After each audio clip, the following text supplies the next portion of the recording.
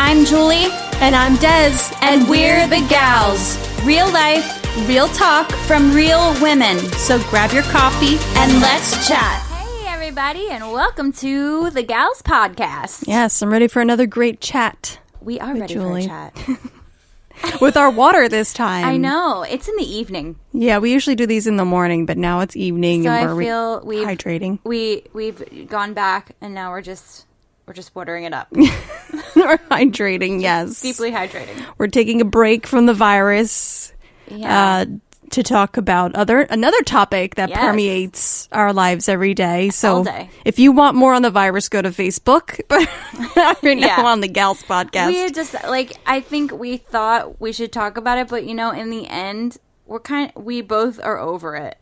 I'm so over it. And not over it in we don't get it way, just over it in the fact that we have other things that we can talk about. Absolutely. And everybody needs a pick-me-up, so we're going to just discuss something else. Absolutely. I can't talk about this anymore. If I hear coronavirus one more time, I'm just going to throw Lysol wipes at you. I did start singing a song at work. Woo! My corona, right? We could rewrite it. That's great. That's the fun I'll give you. That was really funny. In practice, actually, Thursday, we were doing Days of Elijah that we haven't done in a long time. And there's a bridge that goes, there's no one like Jehovah. There's no... So we just started going, there's no germ like corona. There's no germ... You can't help it. Oh my gosh, that's so funny. You just cannot help to talk and think about it. And again, we're not making light of it, but at this point, we just want to talk about other stuff. Just wash your hands, get some rest, stay away from people, and listen to worship music, pray about it. God's bigger than all that. Mm-hmm. And I feel like that's what we have to give tonight. That is it. That is all. Moving on. Any hoot. So we're going to talk about dating and marriage, which is always exciting. Mm-hmm. First, we wanted to talk about courting versus dating. So do you know anything about courting? So courting, as far as I know, is kind of you are friends, you hang out with a chaperone kind of a thing. Yeah. It's more or less like you're with someone else all the time while you're courting them. And it's courting is a little more serious than dating because the intent, with dating, there's a lot of I'm just dating this person. Mm-hmm. It's kind of wishy-washy, but in courting, there's a goal of getting married from the get-go. When you start courting them, it's serious. Yeah. Is that... Totally. Okay. I totally agree. And I think courting is a great thing that I wish I knew more about when I was, in that age of boys. Mm-hmm. And, I got saved when I was 15, and that was around that time where you start, even before then, I was starting to notice the boys.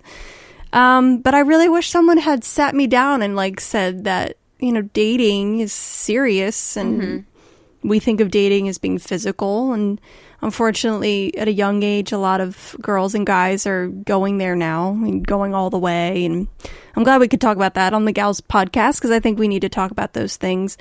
And courting is something that's not really talked about and it's something that's made fun of. Yeah. I think people a lot of times think it's a throwback term. Yeah. But I do think it can be useful, especially in an older teen or young 20s when you're really trying to figure out what God's plans are for you and really being in tune with who you are and the things that you want or the things that God wants for you and just being aligned with that way. It's a more serious way to think about your future, whereas opposed to when you're younger, I had a 7th grade boyfriend. My first boyfriend is 7th grade, and he would come over all the time and eat all of the freeze pops out of the freezer. That's so funny. It was dumb but fun. As a little kid, I don't know. And then I have had other boyfriends since then. I think I'm someone that doesn't like to be alone. For sure. Mm-hmm, me too. And I think as an adult, I can see I was definitely one of those people that was needed to be in a relationship, which also is a positive and a negative. I don't like to be alone, but also it took me a long time to realize that I was searching for my worth through someone else. Good point. And I was just looking for approval and looking for how great I am through the eyes of someone else, and sometimes even manipulating my own self and my own standards to work with what that other person maybe had wanted or wanted to see in their in their boyfriend or girlfriend, you know, just I would sit there and I would kind of be like, okay, well, I know I don't want to do ABC, but if this is what he wants in order for me to be his girlfriend still, you know, kind of breaking yourself down till the point where I would like lose myself, really. And then that relationship would be over and I would be like starting at ground zero where you're like, who am I? And what do I even want? What do I even deserve? And I think that in turn makes you bitter and angry towards future relationships. For me, anyway, that was the case. Oh, I think that's very common for a lot of girls, especially because we want to be valued by a man and we don't really know how to find our value if we don't have God. Even if we do have God and we're not really mature in our faith, we're grabbing hold of anything we can. Exactly. You know, when I was young, I wanted to be a famous singer, but I wanted to be famous because I wanted people to like me. And I always felt like I wasn't liked and I wasn't pretty. I like you.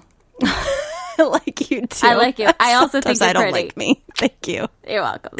Ditto.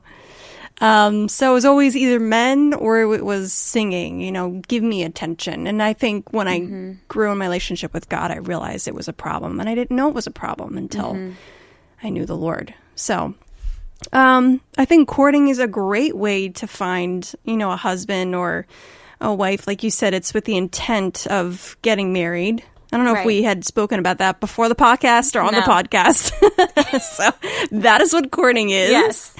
Dating or, you know, hanging out with other people in a group. I'm sorry, hanging with that person that you like in a group setting, which I think is great because it gives you a chance to get to know a person without the pressures of physical intimacy. Yeah. So for our younger peeps that are listening to this is all for you. Hang out with your friends. Yes. Like be in a group, hang out together, do fun things.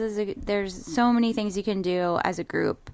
And if you do want like, you know, time to speak to that person, like that's why FaceTime was invented. So FaceTime that person, spend time getting to know them, but it doesn't always have to be a one-on-one thing. Yes. And if the other person is set on seeing you one-on-one all the time and not hanging out with your friends, because I think having your friends like this person is super important too.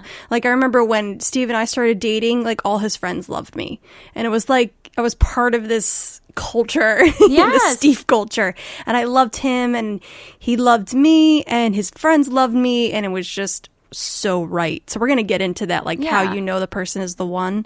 But I think courting definitely has a lot of benefits. I'm sure a lot of people are laughing at us right now. Probably. They're like, these two are whack. It's so stupid. Whatever. So, I mean, is that something you do with Lily and Tori, or how do you manage the dating Lily, life? not so much. Tori, she's had like long-term boyfriends. Yeah. Most, you know, her one was from youth group. The one that she has now has been long-term.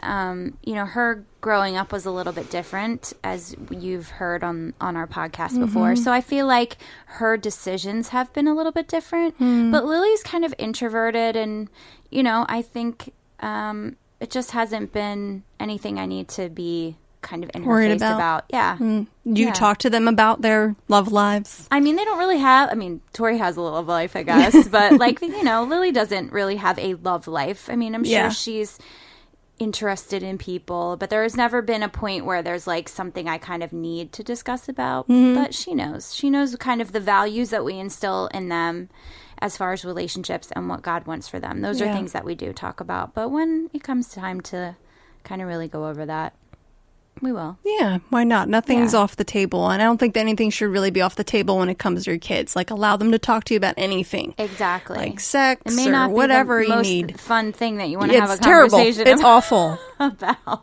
But I'd rather Tristan hear it from me. Yeah, I than get it. Anybody else. Like, talk to me about anything. I know it's uncomfortable, but I'm here for you to navigate through life. That's what I am as a parent. You know, and I think it's really important as a parent to do that. And I think also you can take courting to another level. There's a Christian girl group, I won't name names. Christian girl group. Yes, awesome band. Awesome band. But they, you know, declared that they weren't dating, that they were waiting, and I just feel like they are well in their 30s and they are still waiting, which is fine. But I think that, like, you have such high standards for people that they never ever meet it. Right. So you never settle down, even though that's a desire of your heart. Maybe God does bring someone to you, and they're not perfect, but they are on fire for the Lord, and they have values and all kinds of great stuff. But you're like, no, they pick their nose or something, you know? Something dumb. So random. You know, just that's right. Because everybody has flaws. I was just going to say, this just in, guys. There's not one perfect person. No. It's just not possible. I'm sorry. Yeah. So, you know, it's not always going to be exactly what you had planned. And also, newsflash, marriage is also never going to be exactly what you had planned. No. It's just not. I just told my friend who got married, I said, it's like, you're not saying I do one day. You're saying I do every single day. Sometimes angrily. Yes, I do during it. I really do not. Gosh, okay. I do. I have to. Yeah, like, it's grate your terrible. teeth. You're like, you go over there. And sit in your corner. I do over here. I do over here. That's so, yeah, you do over there. I do over here. And that's that. Sometimes it is like that, though. So when it comes to dating, when you're younger, I think it's a little bit more lax within the dating world. And now it's not just like face-to-face meeting people. Now we have all of the online dating, all these apps. Like, the names of some of these things kill me. Right? Christian Mingle. Oh like, my gosh. If that doesn't Plenty of fish. If that doesn't put like a label in an uncomfortable place, like when people say that, I always like, I just like get cringy about it. Yeah. Like, I think of the virus mingling with. There's like farmer, whatever. Like just farmers hanging out on there. It's so strange. Yeah, like, it is strange. But I mean, there's a million places to meet people, a million things to do online. I personally don't think online dating is a negative. No, and our pastor just addressed it too. I don't know if you were there for that one, but he wasn't for it, and now he is for it because it kind of cuts all of the, you know, without saying anything inappropriate here, but it kind of pushes all the other junk aside, and you get to what matters, which is your values. Yeah, I mean, there are some that are not the best. Oh, no, yes. But there are some that I have met couples. I even have a couple that I work with who met on one of their online dating sites. Tinder? And they've been married. No.